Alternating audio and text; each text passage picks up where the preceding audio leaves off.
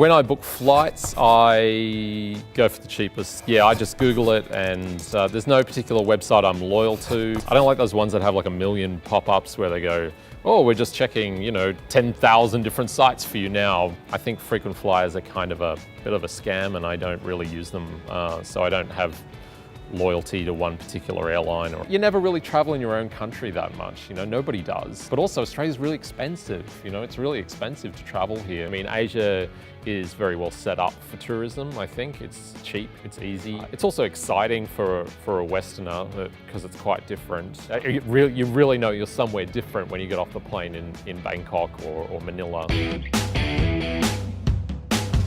I was 19 and I was in Bangkok, and there was a sort of group of local toughs kind of down the street who's getting on the back of one of their bikes and taking off down the street in the middle of Bangkok at 6 o'clock in the morning with no traffic, with all the skyscrapers and the air really kind of heavy and sort of smelly. And I remember feeling the freest I'd ever felt. That stays with me as a moment of absolute happiness. Almost half my friends I've made traveling.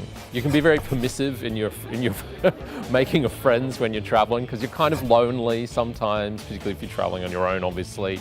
And so you'll kind of talk to anyone, and sometimes you'll sort of think, geez, that guy was my best friend. And then a few months later on Facebook, you realize, my God, we have nothing in common.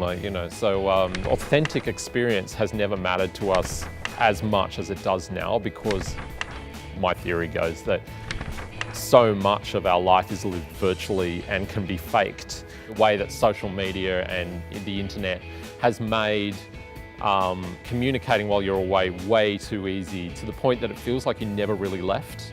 And I think this obsessive kind of contacting of home or uploading of Instagram photos or whatever really robs you of ever having felt like you were ever really gone anywhere. I think the question should be not, how do you keep in touch with your family? I think it should be, how do you make sure that your family doesn't find you when you're away?